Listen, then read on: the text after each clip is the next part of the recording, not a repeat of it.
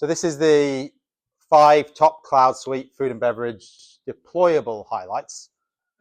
The intention of this one was is really to kind of give you a few things out there that not everyone always implements that might give you some benefit, and they're there. So sometimes we find projects where they're not putting these in, they're not fully utilizing what's in the toolkit. For the new guys who are starting the journey or looking at it, obviously it's just, for you, it's awareness that it's there and to make sure you've got it included if you think you need it. And for the guys already live, are you using it already? Are you aware it's there? Could you get more out of the solution if you use that kind of thing? So that's really the intention of this session. I have a disclaimer at the start, and that's just because some of them have got additional license cost. Many of them don't, but some of them do. So I'll try and make clear I have made clear in the slides if that's standard for you out the box, or if you wanted to progress with that bit of the solution, it's got more cost to it. Okay, and along with the actual application, the license of it, I think all of them require a bit of installation or configuration. Some of you guys who are used to the system you can do a good chunk of that yourself, really. The documentation's there, you could set it up yourself. Others, you might want our help on it, depending on how you are internally. So that's kind of my get out of jail card if I need it. So our top 5. So my focus first is on core ERP functionality and what Infor call industry content. Okay, so we're going to have a look at that first. Second one, we're going to talk a little bit about demand forecasting. So that's a new application that Infor have released in the past year or so that replaces a product called Demand Planner. Very quick to set up, very easy to deploy, I would say. So we'll have a little look at that. Number 3 is we have these apps, or what we call SDKs, which are designed to bring lots of information together in the solution. So I'm going to talk a little bit about those, show you what's a standard, show you what's there, also talk a little bit about what Infor are doing in the next release on that. Number 4 is about the workbenches. So we have 2 standard workbenches for planning around inventory and capacity. Introduce those. Are you using them? Can you get more use out of them? And then the final one is on ESG. So that's a functionality that Infor are working on for environmental social governance. Now, it's a slightly unfortunate the name of the topic because it's still limited availability. They are still developing that functionality, but our understanding is that will come in April, and there'll be a big release of what's remaining in April. There are a few customers who are kind of pilot customers who are using that already. So Infor are working on it. My understanding is they said it's the customers are happy with it, but they're doing a bit on reporting to finish it off. So in April, and for most people, that's probably okay. In April, that's going to become standard as standard functionality. And that's really all about you setting your targets in terms of ESG, monitoring them, how you're performing against them. Okay, so that's what we're doing. So the first one, core functionality, and some of this I spoke a little bit about earlier. So all the date management stuff around expiry dates, maybe we're on track harvest dates, different customers taking different sales dates. So certain customers take it when it's got more best before, for instance. All of that standard date functionality we really want to be kind of using and utilizing as a standard. In the CloudSuite, we have a functionality called attributes.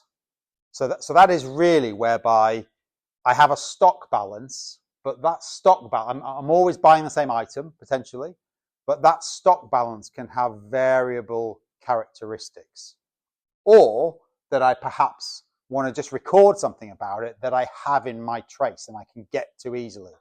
So maybe we're buying oranges and we buy them from this supplier, but we actually want to know exactly what farm from that supplier it came from, so we can use it in our trace.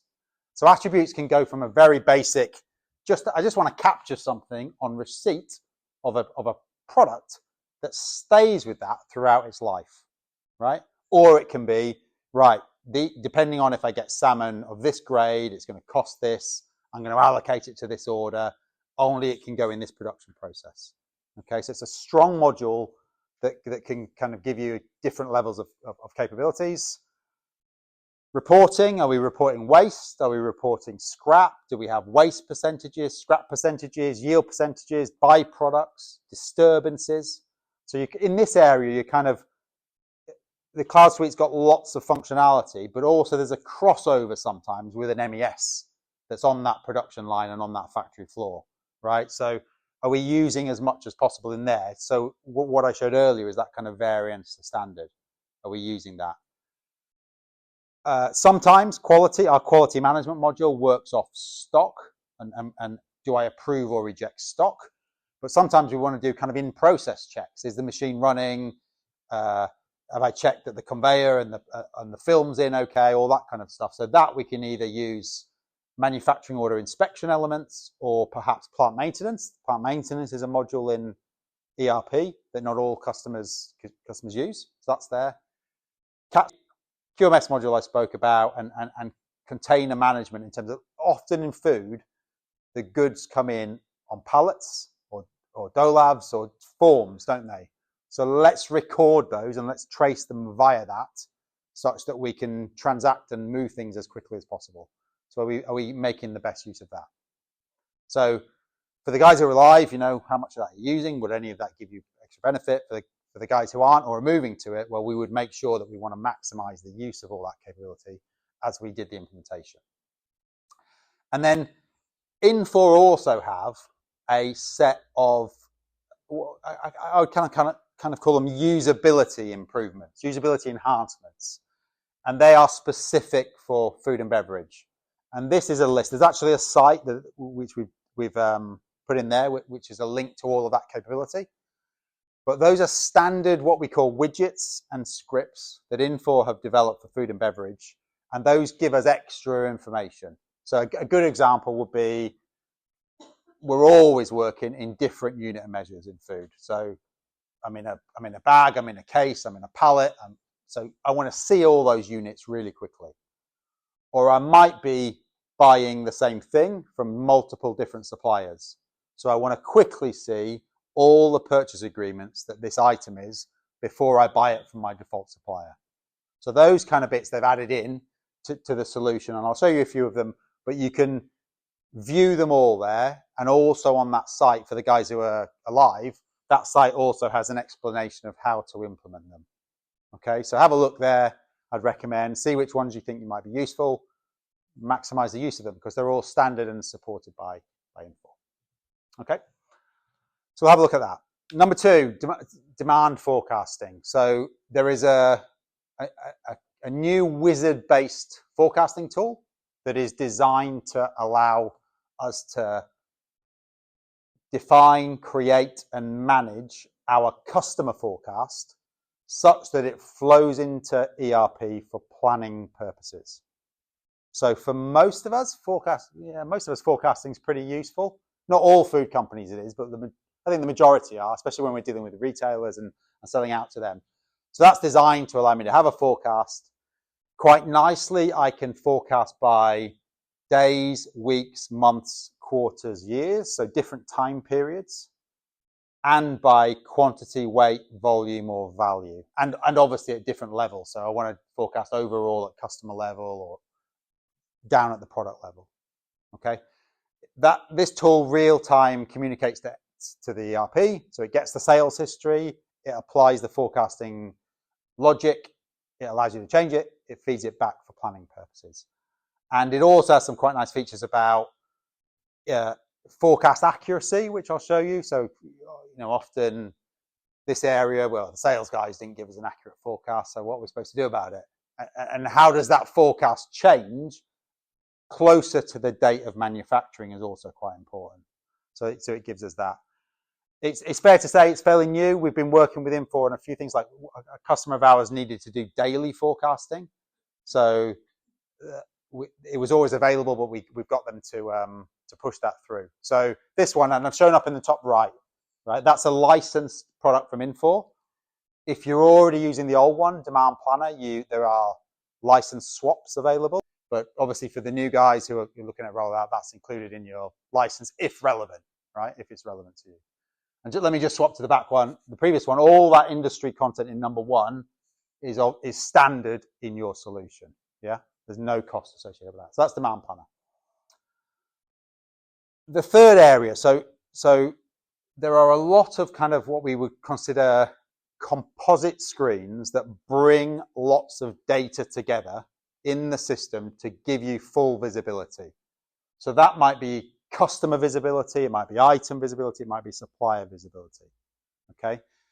Historically, Infor in their pre-sales process and what they've shown and what you might have been demoed have done with what they've called SDKs. So they're kind of composite screens that they've developed. And we have access to all of those, and we're able to install them and run them in your tenant where required. So there's about 8 of them that are available. Customer overview, supplier overview, item overview, warehousing, buying, ATP, shop floor, that are all available there. There's documentation on them, and those are tools that you can basically give the user a screen where it's bringing lots of information together to allow them to see the full picture. Okay. Infor also have a toolkit that's probably about 2 years old now called Experience Designer. And that's a product where you can build your own versions of those.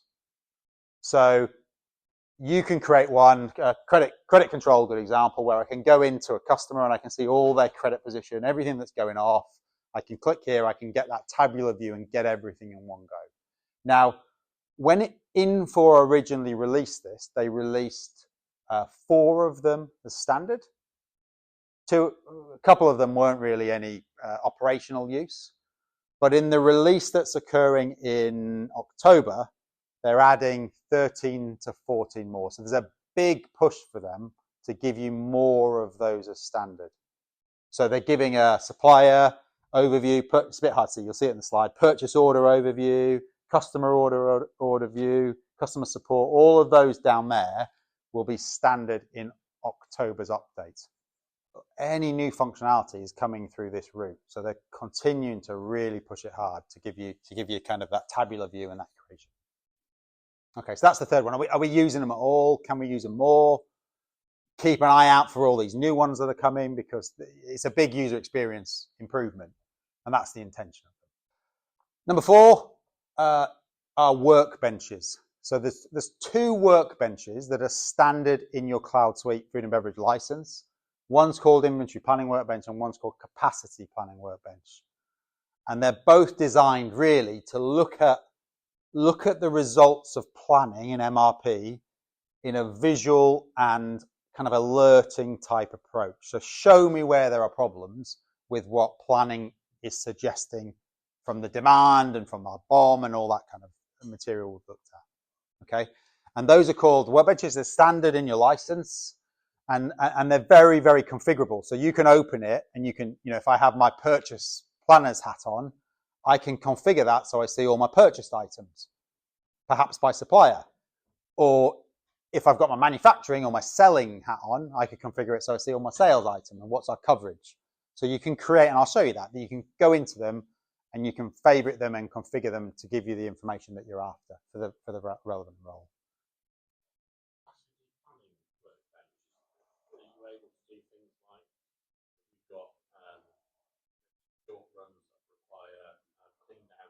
Mm-hmm. The ability to consolidate those and then increase capacity as a result of things like that. Yeah, so the standard capacity planning workbench tool is designed to show you where you have those issues, but you have to go in and adjust them. Yeah. There is another tool that's called the scheduling workbench that Infor have that is a separate license, but that is designed to apply those types of logic to the plan that's created. So that kind of thing, like you're right, like join them up, create one, sequence them in the right order such that we minimize setup time, allergens and those kind of things. That's in the scheduling workbench. So as part of you're early in your selection process, we would be assessing with you whether that is too basic for you and you need the full scheduling tool that's an additional license. both of these tools, so in the configuration of them, these are the buckets that are working, the time periods that are working out on the right hand side. Both of these tools have configurable buckets of time. So you could say, I want to see it daily, or I want to see it monthly for the next 12 months or something like that. So both of those should give you that visibility, and that's in the configuration. And number 5, so the ESG. So this is where Infor are building a toolkit, mostly around reporting, to allow you to define your environmental, social, and governance objectives. Okay, so it's a very much like right, as a company, we need to target this. Okay, and all of that goes into these dashboards and the kind of reporting side and the front of it. And you're then into a process of, well, how do I assess whether I'm hitting those targets or not?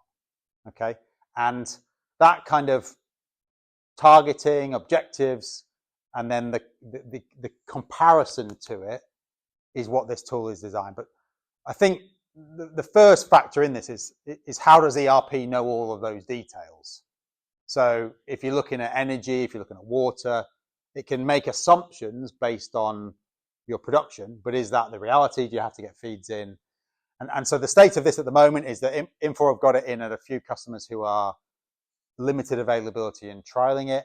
And this is the one where it's supposed to be coming GA in April next year.